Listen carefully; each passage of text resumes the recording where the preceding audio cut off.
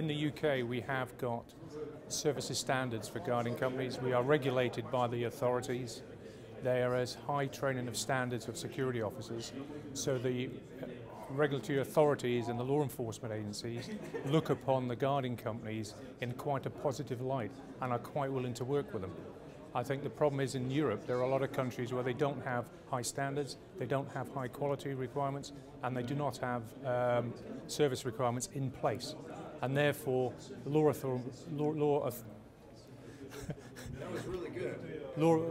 enforcement agencies feel that they cannot work closely with the security guarding companies because of that. Because there's no check or there's no trust. And it's only through standards, quality and professionalism can the trust come from. Alex, could you say it again without breaking it up? Because that's a really important You expect me to remember that? Yeah, well, the fact about training and level of quality and professionalism. And that the authorities are not so anxious to work with some because of that. Okay. Well, in the UK, we have very high service standards. We also have quality systems in place, high professionalism, vetting and screening of staff. And that's why the law enforcement agencies in the UK and the authorities are willing to work with private security companies to promote and work on CNI sites. I think in a lot of European countries it may be slightly different, where they do not have security standards, service standards, they don't have the right quality levels of professionalism, screening of staff, and that I think is why many law enforcement agencies in other countries may not be willing to work with the private security industry so closely. How's that? That's really good. That's Should I rephrase this question? Maybe I have to rephrase the question. If that's a point that you would like him to make, that's Absolutely, there's an excellent point. We are saying over and over again. But COES is going to work on that at the moment. Its aim is to produce and raise. We're getting the camera, hang on.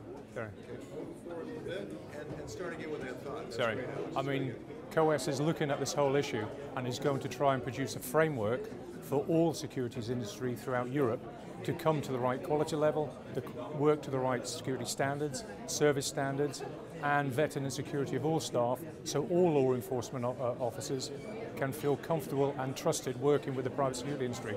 And maybe we'll have some help from Europol on this. So say I'm at the commission, I say, okay, I want to cut you some more slack. You got the exemption right now. Yep.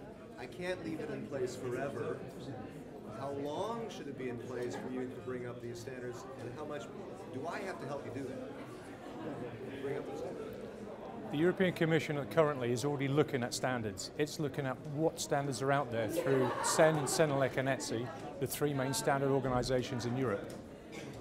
And from that it's trying to work out where are the standards gaps. Once it's worked those standards gaps out, it will then ask the standards organisation to fill the gaps. And I think COES has a strong voice in that to put forward what standards it wishes to see within Europe. And by doing that, we can actually do this in a short time frame because we have the expertise to produce the standards. Okay, but what time frame? A time frame, I'd say 3 to 5 years.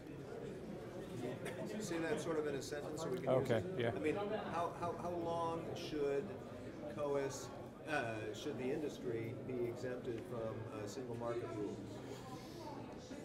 The service standard gives exemption to the private security industry, but that does not exempt the private security industry from following the advice and the guidance set down in the service standard. And I think most guarding companies throughout Europe are actually following the service standard, the service standard, it's not the standard. Service directive or Yeah, service directive, sorry. yeah. Just start again. I'll get it right one day, Hildy. They'll quote me on that. Because you're watching, stop watching. No. Okay. Yeah. So I mean, how long do they need? How long does the industry need? Well, it's not a simple question to answer. You have the service directive which gives exclusion to private security industry. So the private security industry needs to know from the Commission what regulations it wishes to put in place. So the private security industry can put out the necessary or work on the necessary standards, service standards, quality and professional training, screening and vetting for its staff to meet the Commission's needs. So I think it's a two-way thing. The Commission needs to speak probably to COES, and COES speaks to the Commission on what needs to be produced for the private security industry to become regulated within Europe. I don't believe the service directive is right for the private security industry because security is too important for Europe. and the protection of the citizen and the state is paramount. And therefore we need a right directive for the private security industry which works both on the private security level but also gives the trust between the law enforcement agencies and the private security industry companies. And for a time frame, I can't state an actual time frame because it's just a guess in the dark. I'd say if we deal with this now at the end of this year, we could probably have something in place within 3 to 5 years.